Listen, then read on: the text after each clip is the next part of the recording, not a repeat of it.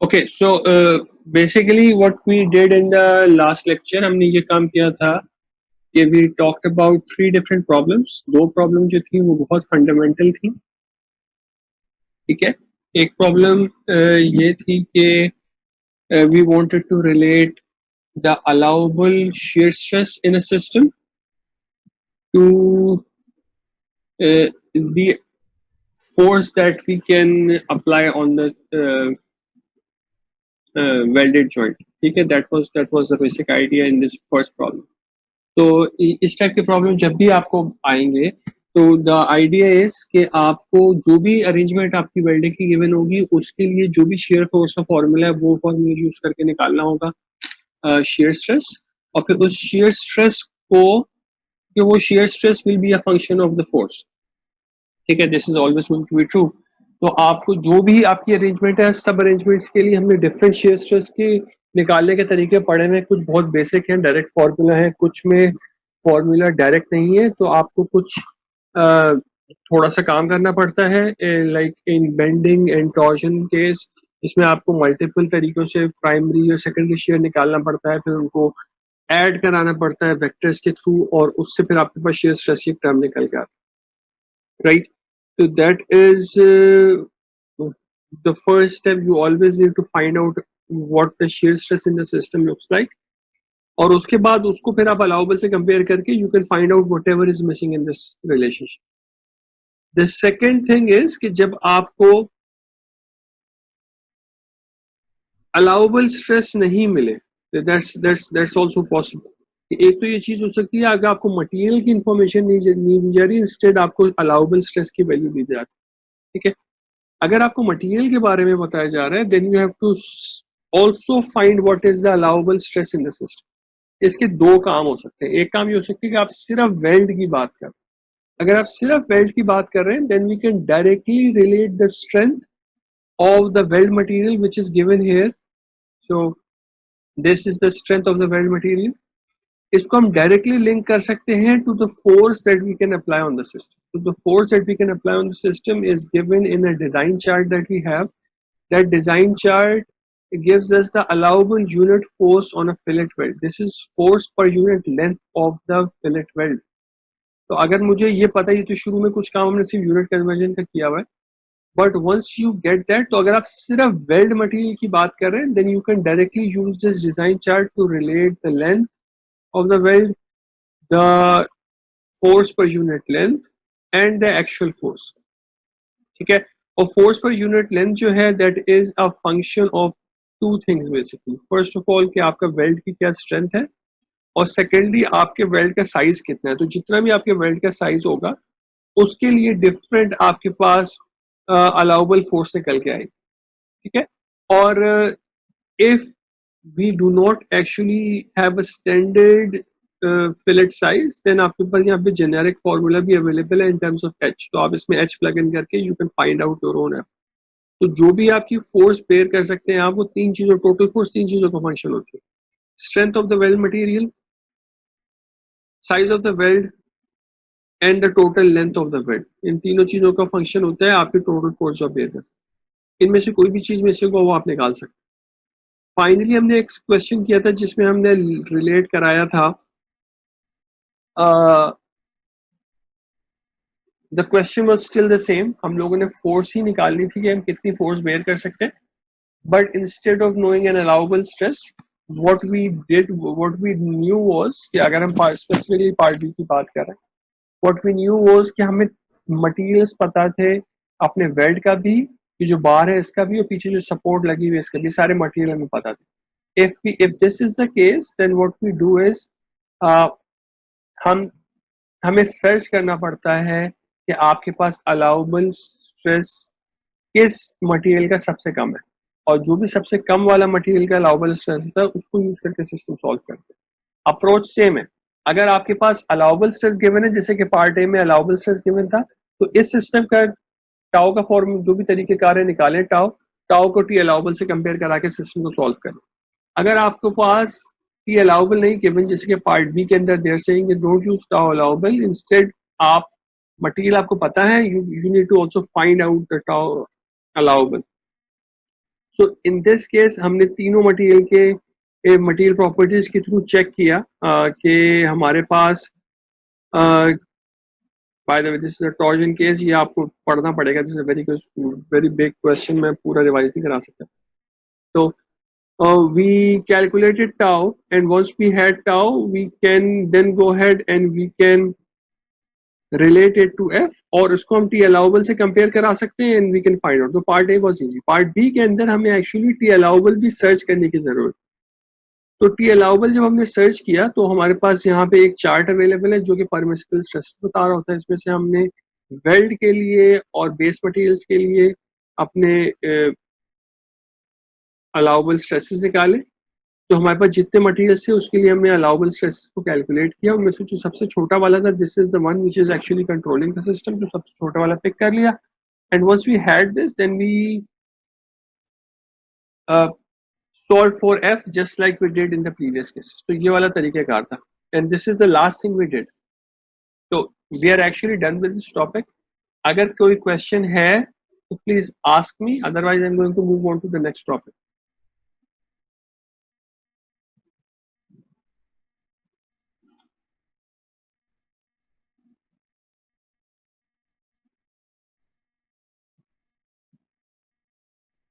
Right. तो बेटा attendance अभी नहीं लिखो तो अच्छा है. उसकी वजह ये है कि हम लोगों ने सेकंड सेशन में भी आना होगा 40 मिनट्स के बाद. तो 50 मिनट्स की क्लास है, तो उस सेशन में लिख दीजिएगा attendance and will get it from there. Right. तो if you do not have a question then will end this here और हम लोग अपने नए टॉपिक पे मूव कर जाते हैं. इस टॉपिक की असाइनमेंट मैं आज अपलोड कर दूंगा एंड इस टॉपिक का क्विज होगा मंडे को. ठीक है. तो मंडे को आई नीड अ फ्री स्लॉट जो आप लोगों के पास अवेलेबल है. बहुत बड़ा क्विज नहीं होगा. ठीक है. Quiz will be small. तो अराउंड 35-40 मिनट्स का क्विज होगा. I need a slot. तो आपके पास कौन सा टाइम स्लॉट अवेलेबल है ड्यूरिंग द यूनिवर्सिटी आवर्स, तो बताएं मुझे प्लीज. मिल तो जाएगा टाइम टेबल से, but I don't want to do that exercise. या फिर शाम में रख लें. तो कोई रिकमेंडेशन दो, what you feel is good. Sir शाम को रख लें सर, क्योंकि शाम सर हम भी सर उससे ना 6B वाले हैं इस वजह से. ठीक है. ओके. शाम में कर लेते हैं. ठीक है. तो will do at a time जब के okay I get the point कि आप 6B के भी लोग इसमें ले रहे हैं क्लासेस. तो we need to search for a time slot जिसमें सब लोग फ्री. राइट. ठीक है. तो I look for that time slot and I announce it. ठीक है. तो मंडे को क्विज होगा. It won't be very very big. ठीक. But the quiz will not be a very large window. Quiz का टाइम जो है ना वो लिमिटेड होगा. सबको सेम टाइम पे शुरू करना पड़ेगा और सेम टाइम बैंड करना पड़ेगा. ठीक है. तो ओके लेट्स सर. ठीक है. Let's stop this here and let's move on to the topic that we have at hand now. तो हम लोगों ने जो टॉपिक अभी शुरू करना है, this topic is clutches and brakes. ठीक है. Will try to introduce this topic today. बहुत ज़्यादा डेप्थ में नहीं जाएंगे, न्यूमेरिकल्स वगैरह की साइड पे आज नहीं जाएंगे. And will try to spend like 5 or 6 lectures on this thing. तो this will be the last major topic that we are going to use. इसके बाद एक माइनर, अगर हमारे पास 1-2 lectures के लिए हम कुछ कीवेज वगैरह से रिलेटेड चीजें डिस्कस करेंगे. But this is actually the last major topic that we are going to talk about. तो what you have actually a fairly good idea आपकी जनरल नॉलेज से कि what these एक्चुअली जो elements जो है clutches और breaks what they do. ठीक है. तो ब्रेक्स का मेन पर्पस क्या होता है? ब्रेक्स का purpose is very straightforward. You want to remove kinetic energy from a body, right? And you have two shafts. अच्छा, जो आपके क्लचेस होते हैं, ब्रेक्स होते हैं, they are essentially the same component. ठीक है. their mechanism is same. आप सेम चीज को एज अ क्लच भी यूज कर सकते हैं और एज अ ब्रेक भी यूज कर सकते हैं. तो will talk about this in slide. जब एक स्लाइड हमें स्कीमेटिक आएगी उसमें जाके we can talk about this. But in general we know कि एक ब्रेक जो होती है that removes kinetic energy from a body, and we usually talking about rotating bodies, ठीक है। और जो भी एनर्जी आ रही होती है जो कि आप बॉडी में से काइनेटिक एनर्जी एक्सट्रैक्ट कर रहे होते हैं, you dissipate it through heat mainly, ठीक है। मेन फॉर्म ऑफ डिसिपेशन जो होती है दैट्स हीट। Clutches का purpose is different. The purpose of clutches is what? The purpose of a clutch is to transmit power from a rotating shaft. Basically, driver shaft से driven shaft में power transmit करनी होती है, ठीक है। And this they allow the driving shaft and the driven shaft to engage and disengage. This is the most important job of a clutch. This is what a clutch does in your automobile as well. तो it's job is कि जो आपका prime mover होता है, the prime mover is the part which actually is providing the power that runs the entire mechanism. That thing is known as a prime mover. A prime mover can be an electric motor. A prime mover can be an engine as well. ठीक है। तो अगर आपके पास clutch का system नहीं हो and you are operating a machinery at a speed and you want to change the speed, you will have to turn off your engine, and that is not feasible every single time. So the job of the clutch is it can engage and disengage the driven shaft from the prime mover. तो आप सिर्फ clutch को disengage करके you can separate the entire mechanism, and your engine or the electric motor can idle for some time. It will keep running, but it will not be having any opposing torque to overcome. ठीक है, किसी किस्म का कोई उसको reaction नहीं feel करना पड़ेगा, फ्रीली रोटेट कर रहे हो, ठीक। तो टाइप्स पे आ जाते हैं। जो टाइप्स हम इनमें से कुछ टाइप्स को डिटेल में पढ़ेंगे इस टॉपिक के अंदर। पहली जो टाइप है हमारे पास that is rim brakes and clutches. Rim brakes and clutches are the type जिसमें what is the part of the rim? The rim is this part right here, जो आपके पास आपका जो भी एक सॉर्ट ऑफ ड्रम होता है, ठीक है। एंड दिस इसके अंदर आपके पास इसके जो भी ये सर्कमफेरेंशियल एरिया है, this is known as the rim, ठीक है। जो रिम के साथ जो भी अगर आपके पास कोई ब्रेक या क्लच के कोई दो पार्ट्स मीट कर रहे हैं इस सरफेस के ऊपर, this type of arrangement is known as a rim brake और a clutch. Both things are possible. आपके पास एक ड्राइवर शाफ्ट है, एक ड्रिवन शाफ्ट, ठीक है। अगर इनमें से एक शाफ्ट स्टेशनरी है then this is a brake. अगर दोनों शाफ्ट्स ड्राइवर और ड्रिवन दोनों रोटेट कर रही हैं देन इट्स अ क्लच। तो same mechanism can be used as a clutch and a brake, ठीक है। सिर्फ ये फर्क है कि किसी एक शाफ्ट को आपने ग्राउंड किया हुआ है कि नहीं किया हुआ, ठीक है। रिम ब्रेक से दो टाइप्स हो सकती हैं। You can either have internally expanding brakes, ठीक है। Internally expanding brakes is this arrangement. तो आपके पास एक इस किस्म का आउटर रिम है, अंदर आपके पास आपके ब्रेकिंग पैड्स हैं, and they can expand and they can put pressure on this wall, जिसकी वजह से फ्रिक्शन क्रिएट होती है and your body stops. These are the drum brakes which are placed in your cars rear wheels, ठीक है। These are known as the internally expanding rim brakes, and this is actually present in your car. There is another possibility that you can have an externally contracting rim brakes, which is this arrangement here. So instead of having this, जो आपके पास breaking जो आपके पास contact create करने के लिए आप किसी चीज को एक्सपेंड करा रहे हैं, दूसरी अरेंजमेंट में आप किसी चीज को कॉन्ट्रैक्ट भी कर सकते हैं, which is something like this. So the rim is present on the inside and the actual friction material is on the outer braking surface, ठीक है। तो what you can do is you can bring this surface down, जो बाहर वाला surface है, so that it comes in contact with this rim, which can cause the friction. तो rim brakes की दो टाइप हो सकती है। They are very similar in terms of the mechanics of the system, ठीक है। But जो आपके पास जो मैकेनिज्म है दैट इज डिफरेंट। एक में इंटरनली एक्सपैंड हो रहा है, दूसरे में externally contract. There is a band type arrangement. This is an arrangement, इसकी यहाँ पे स्कीमेटिक मैंने नहीं दी हुई। दिस अरेंजमेंट इज बेसिकली जब आपके पास कोई फ्लेक्सिबल मटेरियल हो which it is similar to an externally contracting system, but instead of having this sort of rigid thing, आपके पास एक बहुत सॉफ्ट सा मटेरियल हो सकता है which you can, जिसमें आप टेंशन प्रोवाइड करते हैं, तो you can have like a friction band sort of thing, और उसमें अगर आप टेंशन प्रोवाइड करेंगे वो इसी तरीके से जिस तरीके से ये आपका एक्सटर्नली कॉन्टैक्ट में आ जाता है, the band can also come in external contact and flexible material होगा, और उसको once it comes in contact it can cause friction which can stop your body, या फिर क्लच के केस में दोनों जो शाफ्ट्स हैं उनकी स्पीड को सेम करा दें.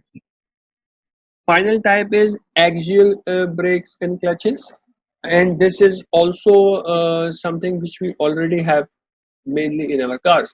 तो अगर हम cars के रेफरेंस से देखें तो जो आपके पास frictional contact axial clutches होते हैं, this is this one, this is the clutch that you have in your car. ठीक है, तो ये आपके कार का जो क्लच होता है, इसमें आपके पास आपने करना क्या होता है, हमारे पास जो क्रैंकशाफ्ट होती है इंजन की, उसको गियर बॉक्स से हमें या तो एंगेज कराना होता है, डिसएंगेज कराना होता है. डिफॉल्ट पोजीशन ये है कि आपकी शाफ्ट एंगेज रहेगी, बट व्हेन यू जब आप क्लच पैडल को प्रेस करते हैं तो आपकी शाफ्ट डिसएंगेज हो जाती है. तो इट डिपेंड्स कि आपने अरेंजमेंट किस तरीके से की हुई है, whether your default position is engaged और disengaged. In the case of a car the default position is engaged. Pedal press करने से चीज डिसएंगेज हो जाती है. This thing at the back here is your flywheel, ठीक है, और flywheel के साथ हमारे पास ये आगे की पूरी अरेंजमेंट जो लगी हुई है, दिस इज योर क्लच. इसके अंदर क्लच प्लेट है, और ये पूरी चीज जो है ना, ये पूरा मैकेनिज्म आपके फ्लाईव्हील के साथ जाके बोल्ट हो जाएगा. तो देयर आर बोल्ट्स प्रेजेंट, ये जो बोल्ट होल्स हैं ये सारी चीज फ्लाईव्हील के साथ अटैच हो जाएंगे. This hole goes here, this one goes here, there is one here which goes here, so the entire thing is bolted together. बीच में ये प्लेट है and there is a plate on this outer surface as well, they come in contact. ठीक है, फिर एक bearing होता है clutch का which pushes on these, ये जो आपको यहाँ पे sort of fins से नजर आ रहे हैं, इसके ऊपर एक एक्चुअली एक कांटेक्ट क्रिएट करता है एक बेयरिंग से आके, it hits this which causes this thing to go inwards.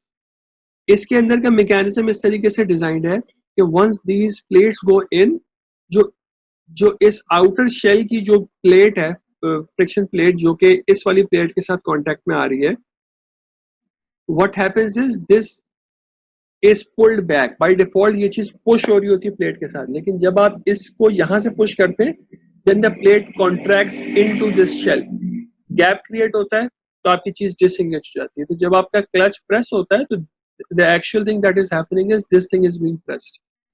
This thing is pressed, your clutch is disengaged. जब आप पैडल को रिलीज करते हैं,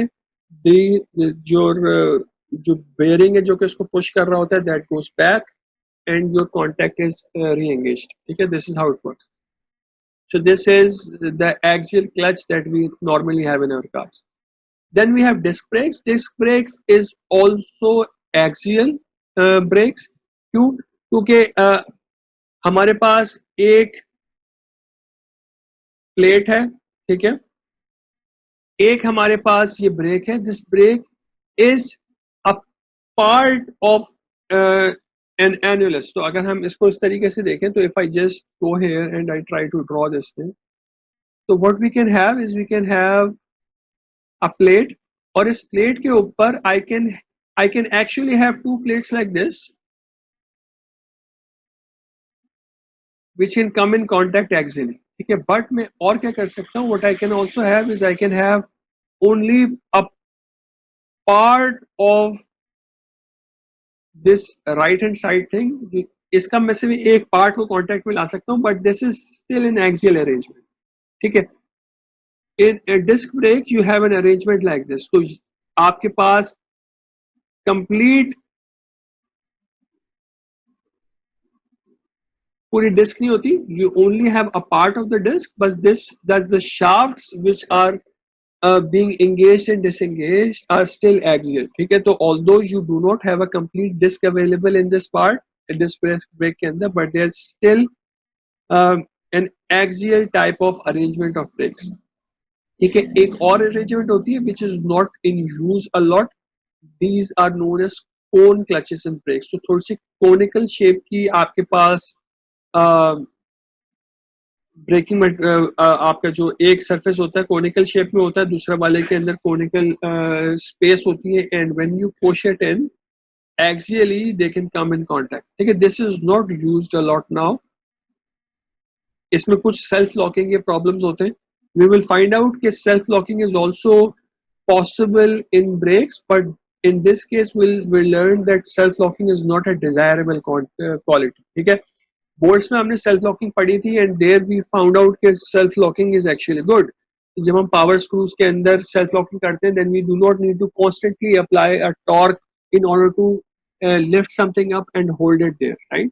बट इस केस में self locking is not a good quality, because if a brake self locks, क्या आपने brake apply की and it self locks, it means basically what, कि आपकी ब्रेक जो है वो अब लगी हुई है, you can't actually bring it back because it is self lock.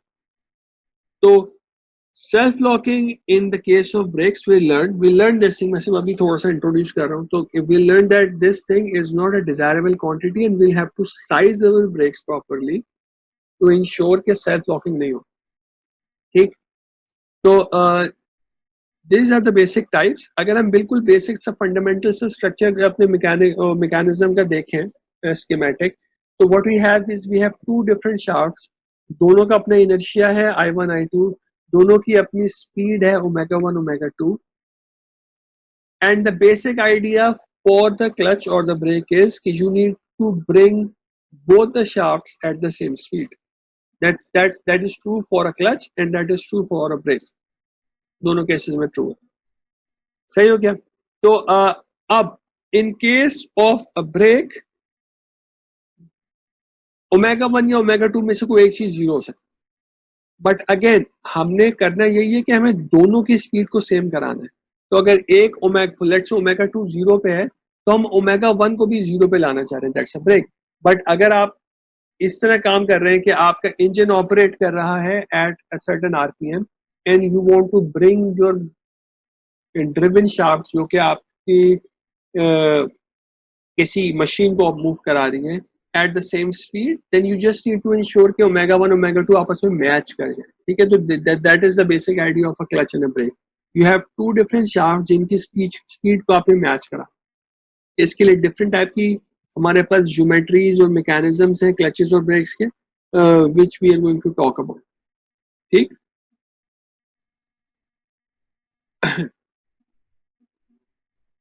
we are going to talk about a type of brakes and clutch which are mainly called friction brakes and clutches. ठीक है, तो हमारी जितनी भी यहाँ पे हमने arrangements यहाँ पे देखी थी, all of these are based on the concept of friction. So there is going to be slippage in all of them. ठीक है, because we are using friction as a mechanism, as a means to transmit power between the two sides. The only way we are transmitting power from one side to the other is friction. There are other types of brakes and clutches as well, mainly clutches not brakes. और वो जो होती है कि you have positive contact things, which is something like एक gear sort of arrangement भी हो सकती है. उस केस में you do not have any sort of slipping involved, but we are not going to talk about this. They are not used in high speed applications, बहुत low speed applications के लिए use हो सकती है. So the types that are covered in our course outline are the types which we call friction clutches and bearings. ठीक है, तो हम friction clutches और bearings पे focus करें. ठीक हो गया. अच्छा, तो first type that we need to talk about, इसकी हम थोड़ी सी आज की क्लास में we'll look at the mechanics of this thing, और अगली क्लास में we'll talk about a numerical of this problem as well. And then we'll move on to other types. ठीक है, तो the idea is कि हम लोग कुछ types will be able to cover like 3 or 4 types, और उनकी mechanics हम लोग डिटेल में थोड़ा सा देखें. तो what do we want to do? What we want to do is we want to find out, basically in this case हमारा काम क्या है? हमारा काम ये है कि हमें ये निकालना है कि जब किसी तरीके से अच्छा, first of all let's look at this geometry. तो ये हमने अभी आउटर रिम ड्रॉ नहीं किया, ठीक है, outer rim is outside here, so this is the internal geometry, ठीक है। आउटर रिम यहाँ पे कहीं पे है, this is the braking pad जो आपका है, और इसको ये मैकेनिज्म है which if I apply force here this can push this braking surface जो आपका फ्रिक्शन सरफेस है ऑन द आउटर रिम। तो outer rim is actually on the outside of this thing, तो आउटर रिम आपका यहाँ पे है, ठीक है, the outer rim is here, सही, and the outer rim is rotating, so this think of the outer rim as your wheel, ठीक, and this internal arrangement is attached to the chassis of your car। तो ये पूरा mechanism जो है this is not rotating, ठीक है, this entire thing is stationary, the outside rim is rotating। तो ये rim की जो rotation है this is not the rotation of this body।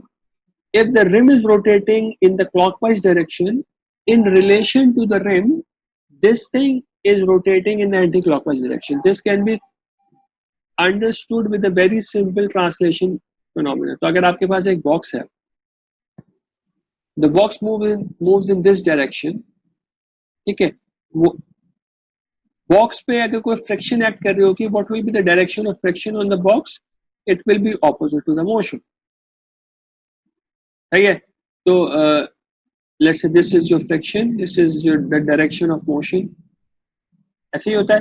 what will be the friction acting on the surface? the friction acting on the surface will be in this direction, because ये पूरी चीज in contact में है। तो जब भी कोई, अगर आप इस पूरी चीज को देख रहे हैं, then this the surface here, the contact surface is actually an internal surface। तो जब इसको मैं ओपन करूंगा तो मेरे पास जो भी फोर्स क्रिएट होगी that is going to be the same magnitude on both the surfaces and in opposite direction, ताकि जब मैं इसको वापस कांटेक्ट में लेके आऊं this thing should cancel out, दोनों फोर्सेस, इंटरनल फोर्सेस को जब हम वापस कांटेक्ट में लाते हैं दे आर रिमूव। कहने का मकसद ये क्यों था, यहाँ पे कहने का मकसद ये था कि जब आपके पास रिम इस डायरेक्शन में एक्ट कर रहा होगा तो there is going to be friction in this surface. तो जो आपके पास रिम है, रिम को जो फ्रिक्शन फील हो रही होगी it will be opposite to the rotation. But आपके पास जो इंटरनल ब्रेकिंग मटेरियल है, तो if this is your brake shoe, this comes in contact here, इसको जो फ्रिक्शन फील हो रही होगी this is going to be opposite to the one faced by the rim, ठीक है, क्योंकि ये इंटरनल है ना, दोनों का मैग्नीट्यूड सेम होगा। When they come in contact they need to cancel each other out, ठीक है। तो this friction we are going to use in our solution as well. इस सिस्टम में हमारे पास डिफरेंट टाइप की फोर्सेस ऐड कर रही है। There is a normal force, जब भी मैं ये यहाँ पे दिस एक्चुएटिंग फोर्स है मेरे पास एक F, ये एक्चुएटिंग फोर्स मैं किसी न किसी मैकेनिज्म से अप्लाई कर रहा हूँ। This could be hydraulic like in the case of a car, this could be electric brakes भी होती है, this could be pneumatic, this could be mechanical, just with a wire you can push this thing, ठीक है, like in hand brake normally जो होती है आपकी just mechanical hand breaks होती है मैनी टाइम्स, ठीक है। तो what we have is we have some sort of actuating force which pushes this brake shoe, let's say, against the rim, ठीक। हम लोगों ने अरेंजमेंट को इस तरीके से कंसिडर किया हुआ है कि वी हैव अ पिवट ए है, तो इस पॉइंट पे आपका ये जो पूरा शू है, let's say this thing is pivoted at point A, तो ये इसका पिवट बन गया। दिस मीन ये पूरा जो है सॉर्ट ऑफ लिवर है, this can rotate about point A. जो ये वाली जो चीज नजर आ रही है ना आपको, जो ब्रेकिंग सरफेस जिस पे अटैच्ड, तो जब मैं फोर्स लगाऊंगा ये चीज पूरी रोटेट करेगी about A and it is going to come in contact with the rim. सही हो क्या?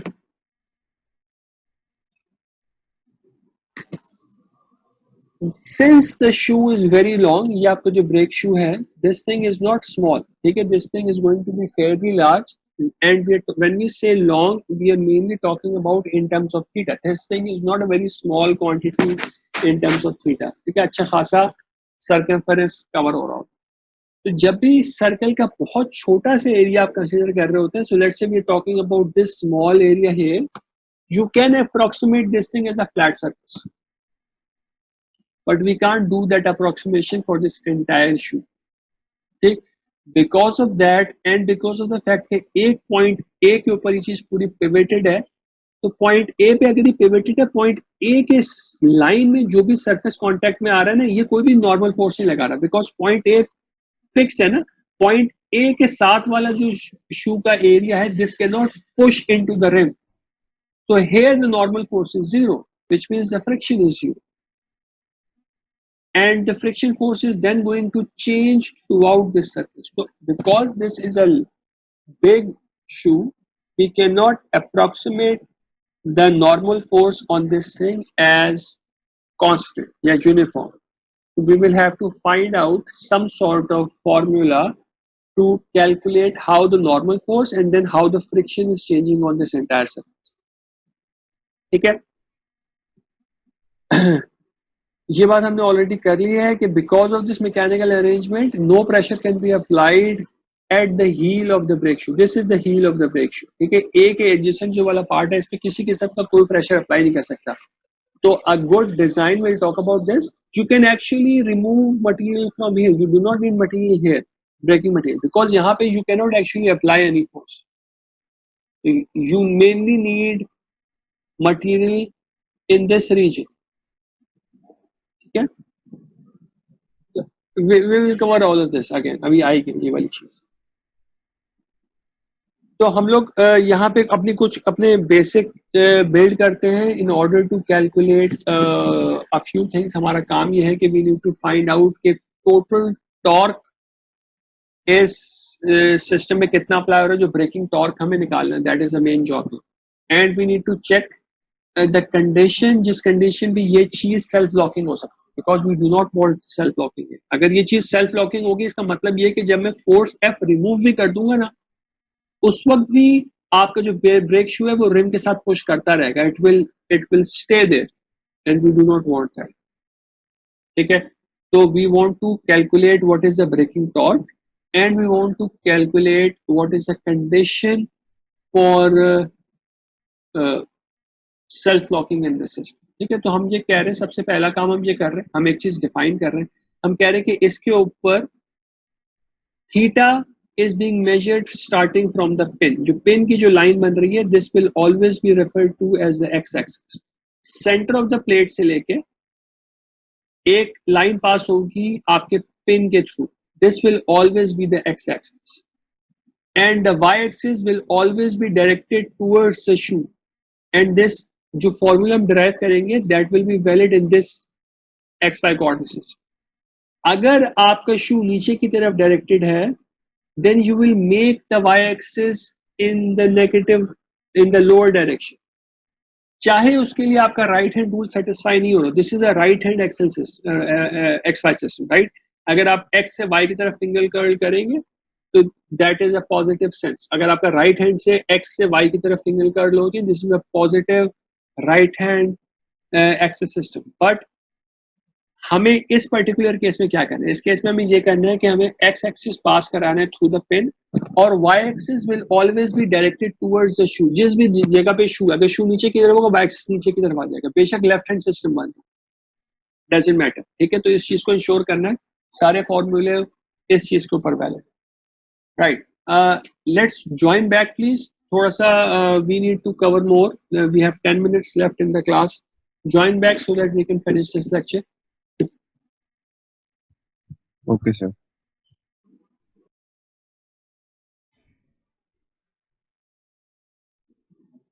Okay, so what we have here is we have to define our pressure on this shoe. सबसे पहला काम है प्रेशर डिफाइन करना. Pressure क्यों define करना? Because pressure is going to control के इस सरफेस के ऊपर कितनी नॉर्मल फोर्स आ रही है. That normal force is going to define के इस सरफेस के ऊपर कितनी फ्रिक्शन आ रही है, and the friction force is going to define our braking torque. ठीक है, तो what we are going to say is going to say कि सबसे पहले हम इसमें कुछ ना एक अप्रोक्सीमेट मेथड के थ्रू प्रेशर डिफाइन करेंगे. And for that we are going to say that pressure is going to be a function of our theta. Theta changes from one end of the shoe to the other end. और ये जरूरी नहीं है कि आपके pin के साथ आपका ब्रेक शू स्टार्ट हो रहा हो सकता है कि जो ब्रेकिंग मटेरियल है किसी थीटा 1 के ऊपर स्टार्ट हो and it goes up to theta 2। ठीक हो गया। तो आपके पास एक सर्टेन थीटा से आपका जो फ्रिक्शन मटेरियल स्टार्ट हो रहा है एक सर्टेन थीटा तक जा रहा है। Throughout this range theta 1 से थीटा 2 तक आपका pressure is a function of your theta. ठीक। And so this is the first thing that we are defining, that pressure is a function of theta. Then we are saying कि आपके पास किसी न किसी point के ऊपर एक मैक्सिमम प्रेशर भी आ रहा होगा। ठीक है। And we are going to discuss कि मैक्सिमम प्रेशर कहाँ आएगा in the next slide. But we are just saying कि we have a certain pressure which is a maximum pressure that is PA। इस पूरे शू के ऊपर at some point is going to be a maximum pressure PA, and the theta for that we are designating as theta A. What we are approximating our pressure is, we are approximating our pressure as a sine wave. ठीक है। and this is coming from the geometry. इसकी पूरी detailed derivation book के अंदर है, that we is out of our scope, we don't need to cover that exactly. ठीक है। pressure is a function of theta, ये हमने पहले define किया हुआ है। it is going to be a function of the maximum pressure which is PA and the location of the maximum pressure. तो ये पूरी चीज जो है this is a constant term. एक शू के लिए this is going to be constant. So this is an amplitude of the sine wave. Sine का अपना एम्पलीट्यूड 1 होता है, उसके साथ में एक हमने एम्पलीट्यूड मल्टीप्लाई करा दिया PA अपॉन साइन थीटा। ठीक है। तो this is your pressure. So the pressure is going to behave like a sine wave. और since this entire thing is constant, PA upon sin theta constant है, तो P depends only on the sine function. Sine function 0 के ऊपर भी 0 होता है और पाई के ऊपर भी 0 होता है। तो you have this sine wave which we have for our pressure distribution. अब ये पूरी sine wave हमारे सिस्टम में एप्लीकेबल नहीं होगी। हमारे सिस्टम के हमने कहा था कि हमारा जो शू है that is going to start at let's say theta 1 and and at theta 2। तो आपका थीटा 1 और थीटा 2 जहां पे भी है वो इस साइन वेव के ऊपर कहीं पे लाया कर रहा है। And there are two possibilities for that. एक पॉसिबिलिटी ये है कि आपका ब्रेक शू एक्चुअली छोटा है। If your brake shoe is small then it is possible कि आप थीटा ए जो है, जो आपका थीटा 2 है, theta 2 is actually less than 90 degrees. 90 degrees will be in the middle here. If it is less than 90 degrees, 90 degrees पे sign के साथ क्या होता है? 90 degrees पे sign is maximum. It is 1. तो अगर आप 90 डिग्री से पीछे हैं then your sine wave is actually still increasing. तो अगर आपका पूरा ब्रेक शू 90 डिग्री से कम साइड पे है, this means that the maximum pressure is occurring at the end of your break shoe. So that is the first possibility. For a small shoe, theta A is actually theta 2. ठीक है। So this is the case when you have a very small break shoe. When you have a large break shoe, which means कि आपका जो theta 2 है is actually passing through 90 degrees, then from this equation we can see कि maximum कहाँ पे होगा? Maximum will be when sine is maximum. Sine is maximum at 90 degrees. So in this particular case, when you have a large break shoe, the maximum pressure is occurring at theta A equals to 90 degrees. So हम सिर्फ अभी basics build कर रहे हैं अपने. We are still going to talk about the mechanics of this entire thing. सही है। तो we have said before कि जो भी आपका पिन होती है, पिन के ऊपर theta is actually 0. And when theta is 0, हमारी इक्वेशन यहाँ पे कह रही है when theta is 0, our pressure is 0. And since the pressure is 0, we do not have any sort of friction in the region adjacent to the pin. So what we do is we remove braking material from this region. We don't want braking material from this region because it is not going to help a lot. We want the maximum braking material to be present in the vicinity of the maximum pressure. कुछ कह रहे बेटा? साथ? Okay. Right. तो you have what we want is we want our braking material to be present around theta A. Theta A के around क्या होगा, यहाँ पे प्रेशर मैक्सिमम है, यहाँ पे मैक्सिमम फ्रिक्शन मिलेगी, मेरी कॉस्ट भी ब्रेक कम होगी to get the maximum output. अगर मैं पूरे शू के ऊपर ब्रेकिंग मटेरियल लगा दूंगा, I am not getting advantage because the actual pressure in this region is very very small. ठीक, तो what do we do, we remove material from this region. So this is all written here. मैं सिर्फ अभी आपको ये same चीज explain करके हमारे पास पिन के ऊपर कुछ रिएक्शंस आ रहे होंगे. This is we are calling RX and RY. हम एक फोर्स अप्लाई कर रहे हैं F. This is the actuating force.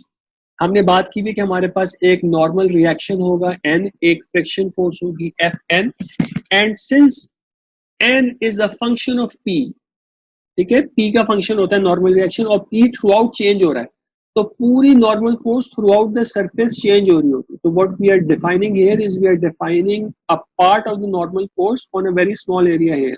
तो ये भी पूरी चीज अगली स्लाइड्स में आ रही है. जस्ट हम एक स्कीमेटिक शो कर रहे हैं कि this dn is a function of theta. जैसे जैसे थीटा चेंज हो रहा है, ये डिफरेंशियल नॉर्मल फोर्स चेंज हो रही है. नॉर्मल फोर्स को आप फ्रिक्शन फैक्टर F से मल्टीप्लाई करेंगे, आपके पास फ्रिक्शन फोर्स आ जाएगी. All of these forces, these two forces plus this force, ठीक है, they are acting on the shoe, and you have to remember something. The shoe is in static equilibrium. The shoe is not rotating. The rim outside is rotating. ठीक है, तो आपकी statics की जो theory है, they are applicable on this shoe. ठीक है, तो we will be able to apply statics to this. हमने प्रेशर ऑलरेडी निकाला हुआ है. नॉर्मल फोर्स एक छोटे से एरिया के ऊपर क्या होगी, तो अगर हमारे पास लेट्स से कि मैं लेट मी कम हियर, तो आपके पास ब्रेक शू है, इसका एक छोटा सा सरफेस हमने ले लिया, ठीक है. This is let's say at an angle theta and this particular thing is d theta. The radius is r. What is this circumference? This circumference is r d theta. इस ब्रेक शू की कोई ना कोई width भी होगी, ठीक है, and that width we are calling B. तो ये जो आपके पास सरफेस एरिया आ रहा है differential, this is BRD theta. ठीक है, BRD थीटा को अगर मैं प्रेशर के साथ मल्टीप्लाई करा दूंगा तो I am going to get a normal force. Pressure is normal to the surface always, right? Pressure is normal to the surface. तो आप जब नॉर्मल फोर्स से मल्टीप्लाई करेंगे, you are going to get a normal force. इस normal force को जब मैं friction factor से मल्टीप्लाई कर दूंगा तो I am going to get my friction force. तो ये चीज यहाँ पे की हुई है, हमने प्रेशर को मल्टीप्लाई कराया हुआ है with the surface area which we just saw. इसमें B जो है आपके ब्रेक शू की विड्थ है थर्ड डायमेंशन में, ठीक है, this is B. R is just the radius of the rim. Theta changes from theta 1 to theta 2. ठीक है, जो भी आपका ब्रेकिंग मटेरियल है वो theta 1 से स्टार्ट हो रहा है, it is going up to theta 2. PA and sin theta A defines your maximum pressure and the location of the maximum pressure. सही है.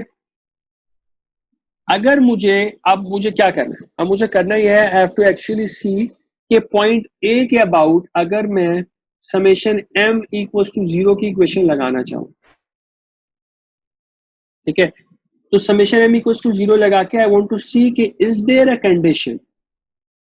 एनी कंडीशन कि मेरा फ्रिक्शन का जो मोमेंट है और मेरा जो नॉर्मल फोर्स का मोमेंट है, they can balance each other out when F equals to 0. जब भी हम आगे आएगा, I'm just trying to tell you. If this thing is true, then this means कि this system is in static equilibrium without any applied force F. This is your self-locking condition. And we do not want this. ठीक है, तो ये वाली चीज आ रही. तो we are actually done with the time. इसको हम अगली क्लास में देख लेंगे. वी विल टॉक अबाउट कि आपके पास फ्रिक्शन फोर्स का मोमेंट कितना है, नॉर्मल फोर्स का मोमेंट कितना है, आपकी actuating force is coming from summation M equals to 0, ठीक है, and we will talk about कि वो कंडीशन क्या है जब आपकी फ्रिक्शन फोर्स, जो आपकी एक्चुएटिंग फोर्स है वो जीरो हो तब भी सिस्टम बैलेंस हो. That condition comes out to be when your mn is actually equals to mf. So what we want is we want mn to always be greater than mf so that our system does not self-lock.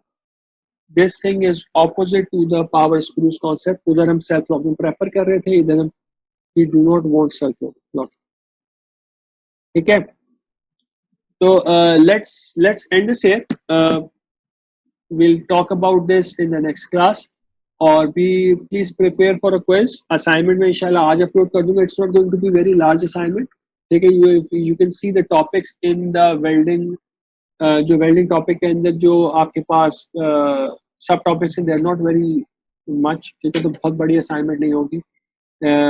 Prepare for it, prepare the entire thing including the welding symbols, including the shear stress and the strength part. पूरी चीज को prepare करें. This will help you in the exams as well. The exams are also coming up. ठीक है, so I'm going to announce these things. Assignment भी upload कर दूंगा. I'm going to make a formal announcement about the quiz as well. ठीक है, तो please watch out your LMS announcements. Thank you. Raman. Sir वो quiz का बोलना था कि क्विज की टाइमिंग 3 बजे हो सकती है, मंडे को 3 बजे. मंडे को 3 बजे. देखो मैं I will look at the students who are present in this class. कुछ सीनियर्स भी हैं. If everybody is free at 3 then we can have it at 3. Hello ji sir, वो मॉर्निंग टाइम पे ना सर, मंडे दरअसल को हमारी हमारे पास ना प्रेजेंटेशन चल रही होगी. मॉर्निंग टाइम पे लाइट नहीं का है. बड़ा ये- मसला है. मॉर्निंग टाइम पे हाँ नहीं सर, है. 3 बजे ठीक है. 3 बजे सर लाइट भी आ जाती है ना, तो फिर मसला नहीं होगा. अमन? अच्छा सर, कभी कभार सुबह 10 बजे अमन, इंटरनेट भी इशू करता है. Yes sir. आपकी Yes, क्लास sir. होती है 3 बजे को? यस सर, सीवीटी की क्लास होती है अच्छा, 2:30 से 4:30. बैड. चलो I try to find a solution. ठीक है, ओके ठीक है सर, कोई ठीक मसला है. नहीं. मैं आई सर्च फॉर इट. ठीक है, चलो ओके. ठीक है, ओके सर, थैंक यू चलो सर. Okay okay. शाम यस सर.